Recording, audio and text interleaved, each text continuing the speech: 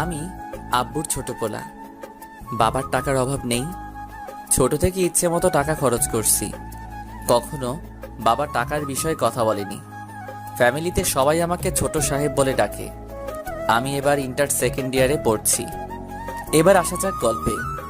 শাহাদাত কাকুর দোকানে বসে চা খাচ্ছি। হঠাৎ বাসা থেকে বড় ভাই ফোন দিল।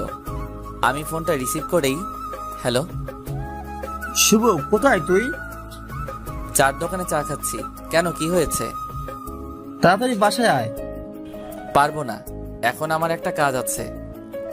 দেখ ভাই, আমার রাগ করিস না, তাড়াতাড়ি বাসায় আয়। আচ্ছা, আসছি বলেই বাইক স্টার্ট দিয়ে তাড়াতাড়ি বাসায় পৌঁছলাম। বাসায় ঢুকেই আমি অবাক, এত মানুষের হইচই কিসের? আর বাড়ি এত সুন্দর করে সাজানো হচ্ছে কেন? আমি কিছুই বুঝতে পারলাম না। সোজা ভাইয়ের রুমে চলে গেলাম। ভাইয়া, কই তুমি? আর কি হয়েছে শুনি? তোমার ভাইয়া বাজারে গিয়েছে, তুমি ড্রেস চেঞ্জ করো।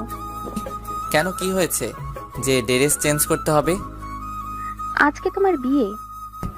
আমার মাথায় তো আকাশ ভেঙে পড়লো। কি, আমার বিয়ে মানে? আজকে তোমার বিয়ে। আরে মানে কি? ভাইয়া চলে আসলো।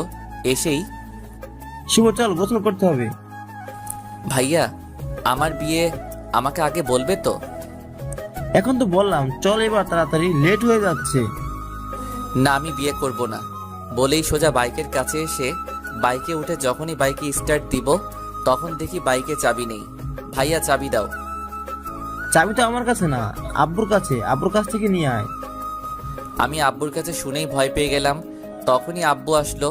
কিরে শুভ, তুই এখনো এখানে দাঁড়িয়ে আছিস? তাড়াতাড়ি গোসল করে আয়। যাচ্ছি আব্বু। মনে মনে প্রচুর রাগ হচ্ছে। বলতেই চারদিক থেকে মানুষ এসে আমাকে গোসল করাতে লাগলো। গোসল শেষ করে একটা পাঞ্জাবি দিল আম্মু। কি করব আম্মু এই পাঞ্জাবি দিয়ে? আজকে তোর বিয়ে, তাই পাঞ্জাবি পরবি? আম্মু, আমি বিয়ে করব না। ওগো ছোট সাহেবের বাবা, তোমার ছোট সাহেব কি বলে শোনো? আরে আরে কিছু না, আমি এখনই গুছিয়ে নিচ্ছি। সবকিছু গুছিয়ে নিলাম। সারাদিন বিয়ের অনুষ্ঠান হলো। আমি প্রচুর ক্লান্ত। সন্ধ্যা হয়ে গিয়েছে। আমি সোফায় বসে আছি। হঠাৎ মামাতো বোন, চাচাতো ফুপাতো বোনেরা এসে শুরু করে দিল। ভাইয়া তুই এখনো বাইরে কেন? ভাবি তোর জন্য সেই কখন থেকে ওয়েট করছে, রুমে যা। ওই কার ভাবি? আর কার জন্য? আরে তোর বউ। পাগল নাকি?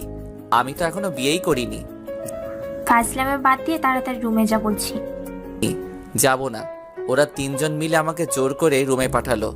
আমি রুমে ঢুকেই গাছের মতো সোজা হয়ে গেলাম। হায় আল্লাহ, পরি কোথা থেকে আসলো আমার রুমে? কি অপরূপ সুন্দরী!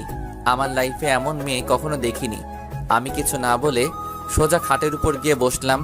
যেই না বসলাম, আমার বউ আমার কলার ধরে কাছে টেনে নিয়ে, ওই এত সময় কোথায় ছিলেন? আমি সেই কখন থেকে ওয়েট করছি। আরে আরে আপু, কলার ছাড়ুন, দম বন্ধ হয়ে যাচ্ছে তো। ওই আপু মানে কি? আমি আপনার বউ।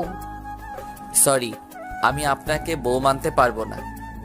আপনি মানলে ভালো, না মানলে গলা টিপে মেরে ফেলবো। না, আরে না না, মানবো। মনে থাকে জানো। আর কালকে থেকে এত রাত করে বাসায় ফেরা চলবে না। আজও, এখন তো 7টা বাজে। তো কি হয়েছে? কালকে থেকে সন্ধ্যার সাথে সাথে বাসায় ফিরতে হবে। পারবো না। পারবেন না মানে? আপনাকে পারতে হবে, না হলে কিন্তু শাস্তি আছে। হায় আল্লাহ, কি বউ দিলা আমার কপালে। ওই কি বললেন?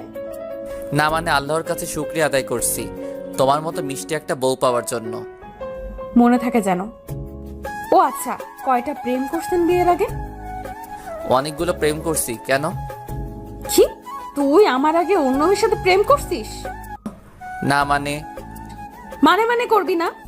আমি এত স্বপ্ন দেখেছিলাম আমার জামাইকে নিয়ে, আর তুই আগেই প্রেম করছিস? আচ্ছা, কি কি স্বপ্ন দেখছিলা? আমি সেই ছোট থেকে ভাবছি বিয়ের পর জামাইয়ের সাথে প্রেম করব, আর তুই আমার আগেই অন্য মেয়ের সাথে প্রেম করলি। মানে তুমি বিয়ের আগে প্রেম করনি? না, আমি কখনো প্রেম করিনি। ওয়াও, অসাধারণ। কি? শোনো, আমিও কখনো প্রেম করিনি। ছোট থেকে একটা কথাই ভাবছি, বিয়ের পর বউয়ের সাথে প্রেম করব। বিয়ের পর নতুনভাবে জীবন শুরু করব। একটা মেয়েকে নতুনভাবে চিনবো, জানবো।